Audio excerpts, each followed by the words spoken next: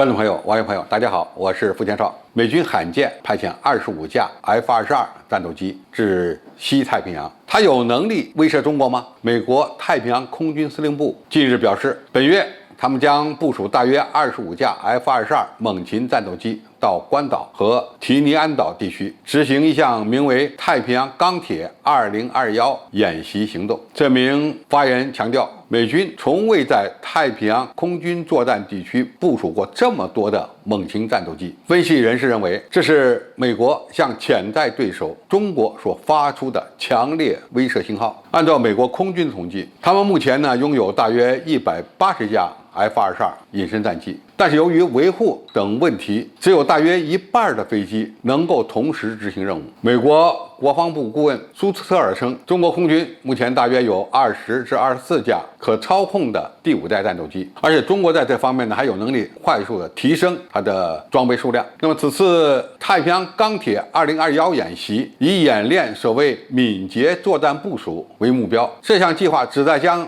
美军的先进战机和其他的作战资源分散在某些地区的机场中，以增加他们在敌人导弹袭击下的生存能力。那么一旦敌方增加摧毁目标的导弹数量，那么美国空军将会有更好的反击机会。那么这个什么意思呢？就是说他把各种各样的先进战机配属在西太平洋地区，并不是集中配备的，而是分散部署在多个机场，这样的话呢，以提升它的战场生存能力。我们知道，无论再先进的战机都得依靠起降场，空军的飞机依赖机场，海军的飞机依赖航空母舰。那么现在呢，美军感到了压力，无论它的机场还是航空母舰，都有可能遭到中方或者是俄罗斯方面的精确制导弹药的打击，而且这些精确制导弹药种类繁多，包括能够打活动目标的 DZD 远程弹道导弹，以及各种不同类型的超音速导弹、高超音速导弹，以及射程比较远的反舰导弹的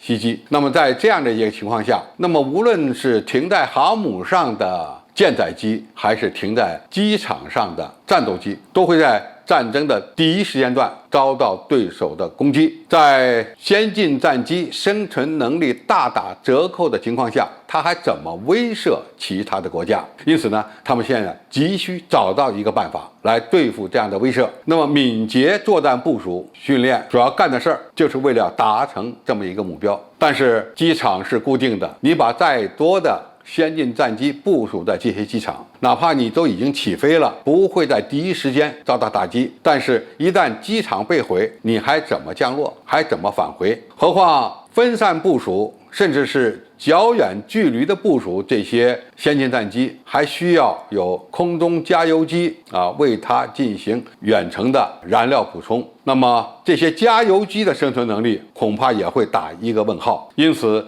美军靠区25架 F-22战斗机就能够威胁中国的安全吗？我想这样的一个前景，美国自己应该是心中有数的，或者说他心知肚明的。尽管这样的演习他可以搞，但是一旦真正开火，他的空军和海军航空兵的生存能力恐怕并没有他们想象的那么美好。那么美军这次派出25架 F-22隐身战斗机参与敏捷作战部署训练和演练，那么他会把这些先进战机部署在什么地方呢？大致是在第2岛链，因为他们知道，如果部署在日本、韩国的第1岛链的机场上，它的生存能力会大打折扣。那么放在第2岛链，它的生存能力就会有所提高吗？首先，第一个问题，这些战斗机航程比较短。F-22的一个突出弱点就是作战半径太小，也就是1000公里左右。那么放在第2岛链，它起飞之后是够不着中国大陆的，因此必须为他们实施空中加油，才能够提升它的综合作战能力。但是进行空中加油的过程，它的空中加油机本身的